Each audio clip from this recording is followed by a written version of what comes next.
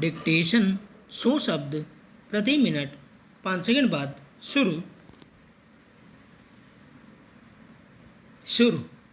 पाकिस्तान जिस गंभीर राजनीतिक उथल-पुथल के दौर में चला गया है, उसकी आशंका पहले से बन रही थी, लेकिन वहाँ पूर्व प्रधानमंत्री इमरान खान को हिरासत में लिए जाने के बाद जैसे हालात पैदा हो गए हैं, उसे संभालना सरकार के लिए एक बड़ी चुनौती बन गई है। दरअसल भ्रष्टाचार के मामले में मंगलवार को इमरान खान को गिरफ्तार करने के लिए वहाँ जो तरीका अपनाया गया उसे अप्रत्याशित माना जा रहा है। इमरान खुद पर दर्ज कई मामलों में से 2 में जमानत हासिल करने इस्लामाबाद हाईकोर्ट गए थे, जहां अर्धसैनिक बल ने उन्हें एक अन्य मामले में गिरफ्तार कर नैब को सौंप दिया। बुधवार को अदालत ने उन्हें 8 दिनों के रिमांड पर भेज दिया। गौरतलब है कि नैब पाकिस्तान में भ्रष्टाचार के मामलों की जांच करती है। हालांकि पाकिस्तान में जब से इमरान खान की कुर्सी गई है, तभी से शहबाज सरकार और सेना उनके खिलाफ शिकंजा कस रही थी। पिछले साल प्रधानमंत्री पद से अपदस्थ होने के बाद से उनके खिलाफ देश भर में कुल 140 से ज़्यादा मामले दर्ज कराए गए हैं। अंदाज़ा लगाया जा सकता है कि इमरान खान को घेरने के लिए शहबाज सरकार की ओर से किस शिद्दत से कार्रवाई की गई है, उन मामलों का क्या आधार है और आखिर वे किस नतीजे पर पहुंचेंगी, यह तो वहां की अदालतों के फैसलों पर निर्भर करेगा। लेकिन कार्रवाई के स्तर पर सरकार जिस तरह की जल्दबाजी में दिख रही है, उससे उसका मकसद साफ लग रहा है। हालांकि पाकिस्तान में शीर्ष पदों पर रह चुकी शख्सियतों को कानून के कठघरे में खड़ा किया जाना और उन्हें हाशिए पर डालना कोई नई बात नहीं है। लेकिन इमरान खान की गिरफ्तारी के बाद ऐसा शायद पहली बार है कि पाकिस्तान के कई इलाकों में आम जनता व्यापक विरोध प्रदर्शन कर रही है। हालात यहाँ तक पहुँच चुके हैं कि लोग सेना के ठिकानों में भी घुस गए और उन्होंने हिंसक हमले किए। यह छिपा नहीं है कि पाकिस्तान में सरकार के कामकाज में सेना का किस स्तर पर दखल रहा है और उसका असर समूचे देश के शासन के ढांचे पर क्या पड़ा है। दरअसल सत्ता से बाहर होने के बावजूद इमरान खान ने कई मुद्दों पर जो सार्वजनिक रुख अपनाया, बड़े विरोध प्रदर्शन जारी रखे, सेना पर भी निशाना साधा, उससे एक तरह से वहाँ जनमत निर्माण भी हो रहा था। इसलिए निश्चित रूप से यह वहाँ की मौजूदा सरकार के लिए एक गंभीर चुनौती की स्थिति है, जो पहले ही आर्थिक मोर्चों पर गहराते संकट से निपट पाने में खुद को नाकाम पा रही है। सच यह है कि पाकिस्तान की अर्थव्यवस्था डूबने के कगार पर दिख रही है।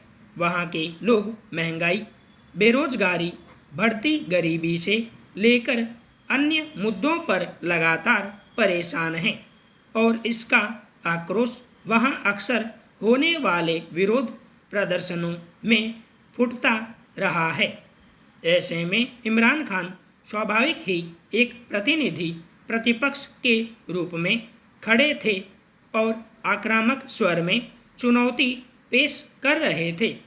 अब उनकी अचानक गिरफ्तारी और उससे जुड़े घटनाक्रम के बाद पाकिस्तान में सुरक्षा और राजनीतिक मोर्चे पर अराजकता फैलने के साथ साथ आर्थिक हालात और ज़्यादा बिगड़ने की आशंका खड़ी हो गई है। पहले ही चौतरफा चुनौतियों से घिरी सरकार के लिए एक नई मुश्किल यह है कि पाकिस्तान में मौजूदा अराजक हालात और उथल पुथल से निपटने में उसे अतिरिक्त ऊर्जा खर्च करनी होगी। खुद इमरान खान ने अपनी जान पर खतरे को लेकर जैसी आशंका जताई है, उसे गलत साबित करना सरकार के ही हाथ में होगा। कई घटनाएं ऐसी होती हैं जिनमें लोगों की जान चली जाती है, मगर उसे आमतौर पर हादसे के तौर पर देखा जाता है और नियति मानकर उससे उपजे दुख को लेकर लोग फिर सहज हो जाते हैं।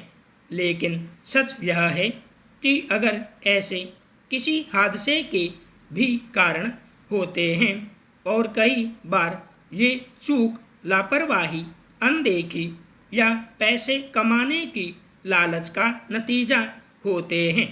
केरल में एक नाव डूबने से 15 बच्चों सहित 22 लोगों की जान चली गई। जाहिर है इसे भी उन हादसों की कड़ी के तौर पर ही देखा जाएगा जिन्हें किसी चूक का नतीजा माना जाता है।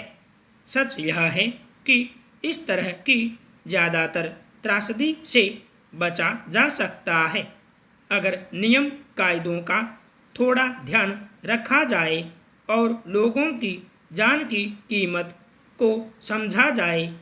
लेकिन न तो वैसे लोगों को यह ज़रूरी लगता है जो महज कमाई के लिए नियमों और सावधानी के तकाज़ों को ताक पर रख देते हैं, न ही सरकार के संबंधित महकमों की प्राथमिकता में यह सुनिश्चित कराना होता है।